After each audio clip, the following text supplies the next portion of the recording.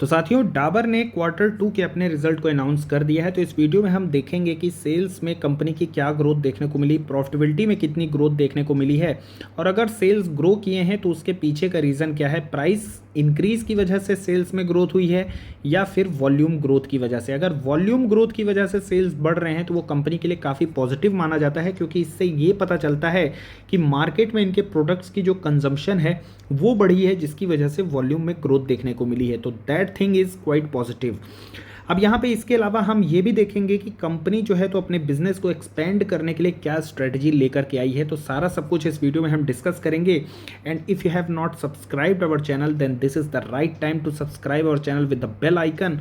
IPO से related, stock market से related और म्यूचुअल फंड से रिलेटेड ऐसी बेहतरीन और शानदार वीडियो को सबसे पहले एक्सेस करने के लिए चलिए यहाँ पे नंबर को डिस्कस करने से पहले ये बता दूं कि कंपनी ने 2.5 रुपीज़ पर शेयर का डिविडेंड अनाउंस किया है।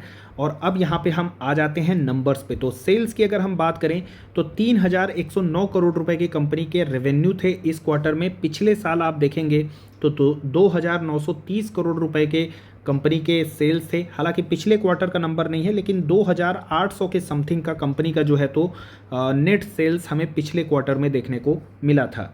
तो यहाँ से अगर हम रेवेन्यू में देखें तो 6.1% की ग्रोथ जो है आपको माफ़ कीजिएगा YOY बेसिस पर देखने को मिलेगी।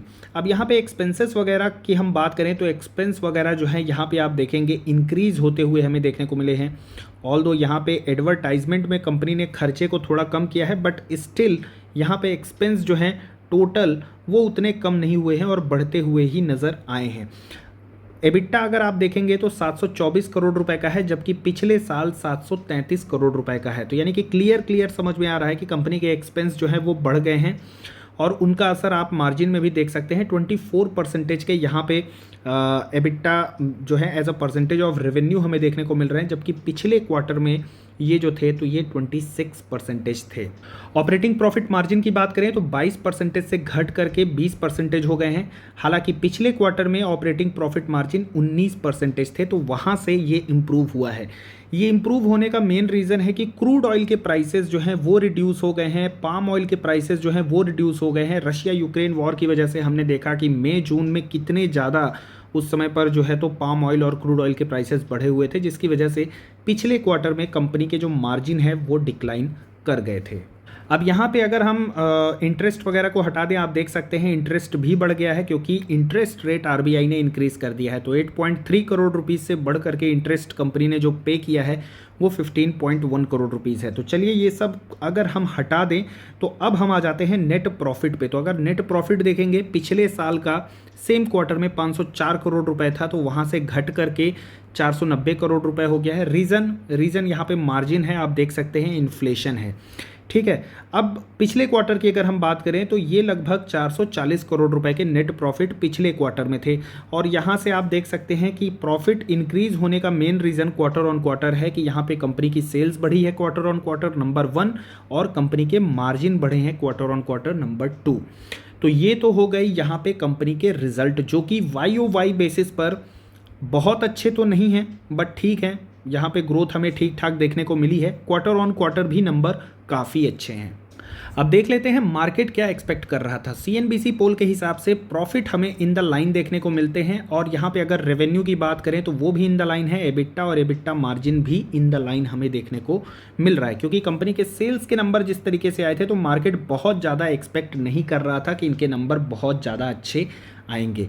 अब यहाँ पे इंपॉर्टेंट पॉइंट की हम बात कर लेते हैं। जो सेल्स बढ़ी है वो किस वजह से बढ़ी है, तो आप देख सकते हैं यहाँ पे मिक्स्ड रीज़न है सेल्स के बढ़ने का। वो मिक्स्ड रीज़न है कि प्राइस हाइक किए गए थे नंबर 1, एंड नंबर 2 कि यहाँ पे आपको वॉल्यूम में ग्रोथ देखने को मिली है, जो कि 1% है।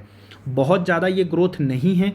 और अगर आप यहाँ पे स्टॉक्स को या सेक्टर को क्लोजली फॉलो करते हैं तो मैं आपसे पूछना चाहूँगा HUL में वॉल्यूम ग्रोथ कितनी आई थी। ITC की अगर बात करें तो वहाँ उनका जो मेन रेवेन्यू बिजनेस है सिगरेट, वहाँ वॉल्यूम ग्रोथ कितनी थी, कमेंट करके बताएं। पता चलेगा कि कितने लोगों ने कितना क्लोजली जो है स्टॉक्स को या फिर स्टॉक मार्केट को फॉलो किया है। आप कमेंट करिए। अगर आपका आंसर सही या गलत होगा तो मैं रिप्लाई में उसका आंसर ज़रूर दूंगा।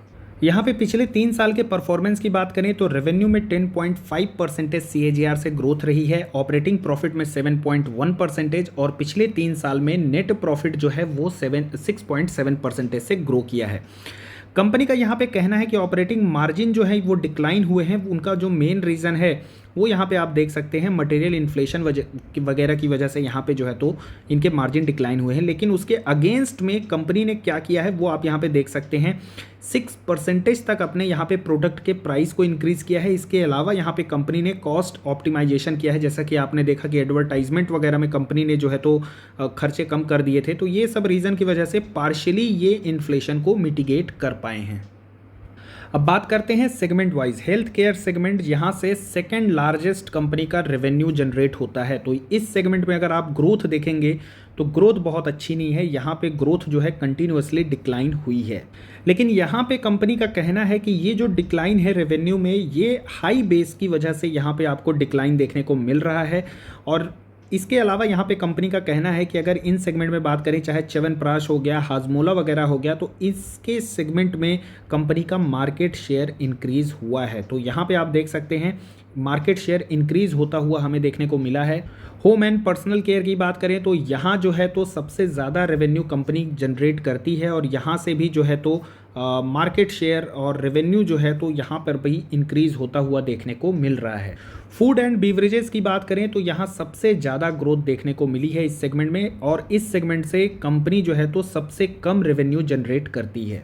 अदर देन दैट ओवरऑल अगर बात किया जाए मार्केट शेयर की, तो यहाँ पे कंपनी का कहना है कि अक्रॉस 95% ऑफ अवर प्रोडक्ट यहाँ पे कंपनी जो है तो मार्केट शेयर गेन की है। बाकी रेस्ट मैंने यहाँ पे बता दिया है। हर एक सेगमेंट हो, चाहे च्यवनप्राश वगैरह की बात करें, जूसेस की बात करें, शैम्पू वगैरह की बात करें, तो यहाँ पे कंपनी ने मार्केट शेयर को गेन किया है। तो यहाँ पे मार्केट शेयर इंक्रीज़ करना is a quite positive for this stock. इसके अलावा अगर हम बिजनेस ग्रोथ की बात करें तो वहाँ पे कंपनी जो है बादशाह मसाला का एक्विजिशन करने वाली है। यहाँ पे ये जो आई थिंक स्पाइसेस के सेगमेंट में ये कंपनी कार्य करती है, एंड आई होप कि आप लोगों ने इसका ऐड वगैरह देखा होगा। तो इस कंपनी के पास अगर हम SKUs की बात करें तो 300+ SKUs हमें देखने को मिलते हैं, जिसमें 52 वेरिएंट्स हैं।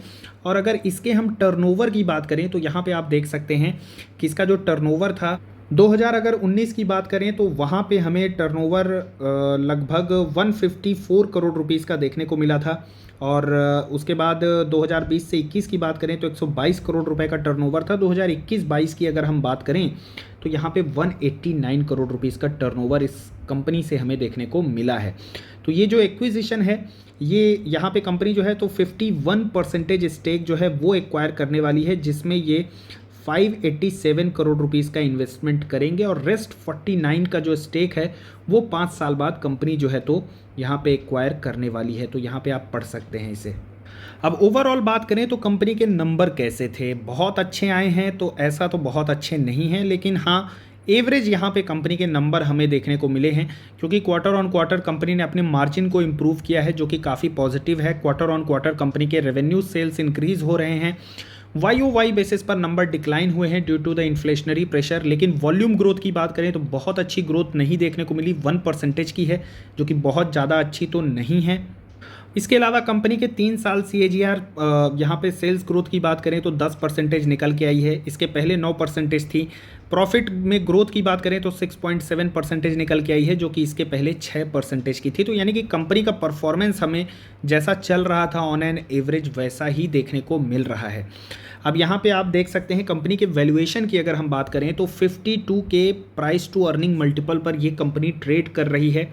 और अगर यहाँ पे अगर हम 5 साल के हिस्टोरिकल मीडियन पी की बात करें तो वो भी 53 का चल रहा है।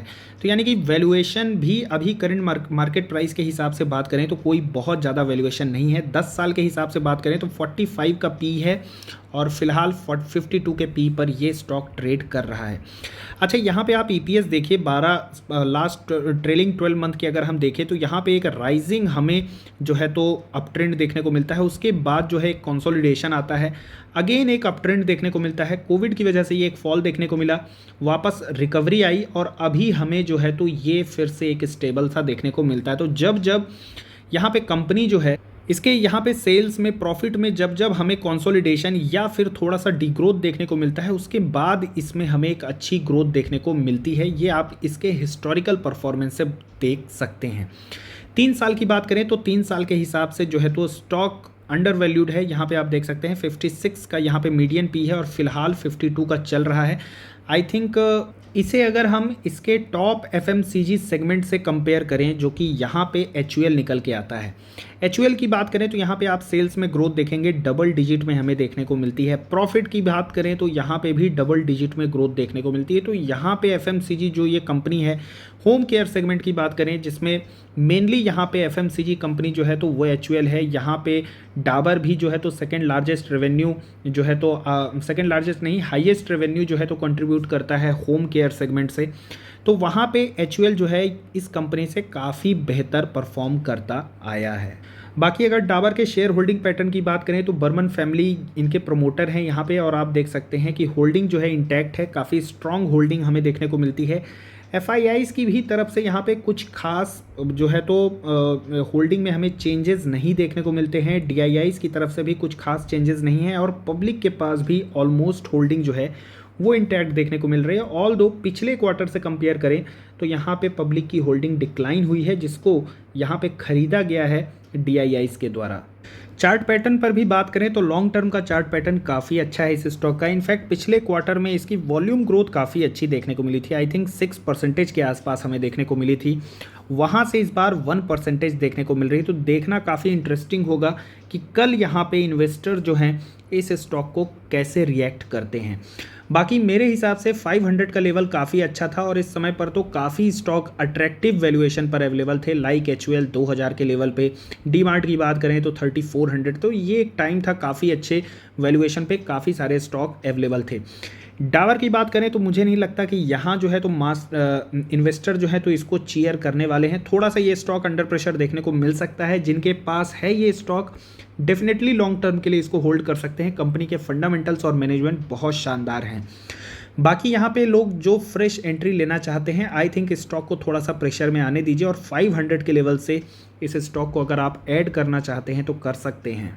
तो साथियों, आज की वीडियो में बस इतना ही। आपको इस कंपनी के रिजल्ट कैसे लगे कमेंट सेक्शन में कमेंट करके बताएं, और क्या ये स्टॉक आपकी पोर्टफोलियो में है, चाहे तो आप ये भी शेयर कर सकते हैं। अगर ये वीडियो आपको नॉलेजेबल लगा हो, यूजफुल लगा हो, वीडियो को लाइक कर सकते हैं। Do not forget to subscribe our channel. Thanks for watching the video.